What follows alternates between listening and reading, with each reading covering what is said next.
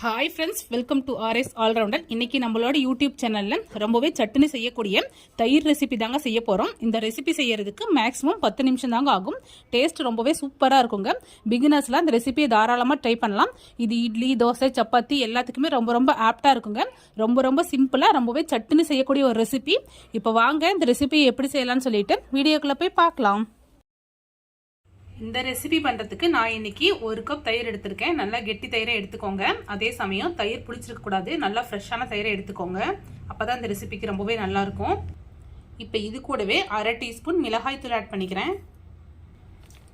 1/2 teaspoon மல்லித்தூள் add பண்ணிக்கிறேன். 1/2 teaspoon garam masala add பண்ணிக்கிறேன். கரம் மசாலா ஆட் பண்ணும்போது டேஸ்ட் ரொம்பவே நல்லா இருக்கும்.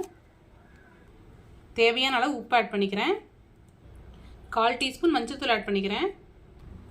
இது எல்லாத்தையும் நல்லா மிக்ஸ் பண்ணிடலாம். கட்டிகள் இல்லாத மாதிரி நல்லா மிக்ஸ் பண்ணி விட்டுருங்க.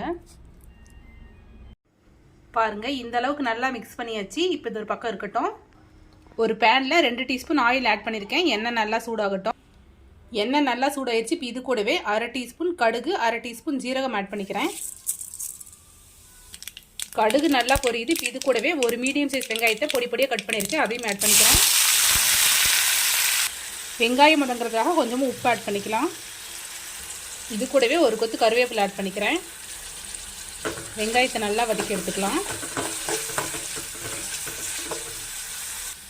வெங்காயம் நல்லா வதங்கிடுச்சு. இது கூடவே 1 டீஸ்பூன் இஞ்சி பூண்டு பேஸ்ட் ஆட் பண்ணிக்கிறேன். இஞ்சி பூண்டு பேஸ்ட்டோட ராஸ்மல் போகிற வரைக்கும் ஒரு 1 நிமிஷம் நல்லா வதக்கிக்கலாம்.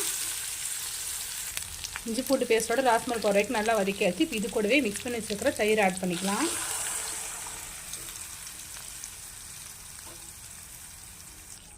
இது கூடவே கொஞ்சமாக தண்ணி ஆட் பண்ணிக்கிறேன். இந்த தயிர் பாத்திரத்துலேயே கொஞ்சமாக தண்ணி ஆட் பண்ணி நல்லா மிக்ஸ் பண்ணிவிட்டு அதையும் ஆட் பண்ணிக்கிறேன். தண்ணி ரொம்ப அதிகமாக ஆட் பண்ணிட வேண்டாம்.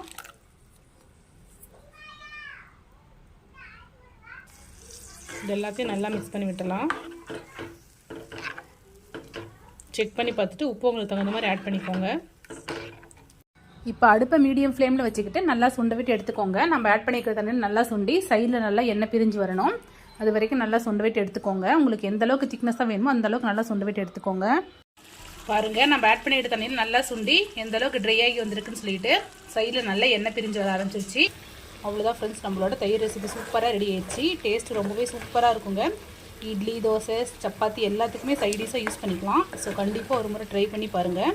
ட்ரை பண்ணி பார்த்துட்டு எப்படி இருக்குன்னு சொல்லிட்டு மறக்காமல் கமெண்ட்டில் சொல்லுங்கள். ரொம்பவே சிம்பிளான ரெசிபி, ரொம்பவே சட்டுன்னு செஞ்சு முடிச்சிடலாம்.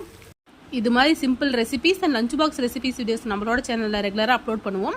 இது மாதிரி வீடியோஸ் வேணும்னா நம்மளோட ஆர்எஸ் ஆல்ரவுண்டர் சேனல் மறக்காமல் சப்ஸ்கிரைப் பண்ணிக்கோங்க.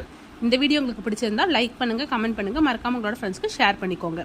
தேங்க்யூ ஃப்ரெண்ட்ஸ், தேங்க்ஸ் ஃபார் வாட்சிங்.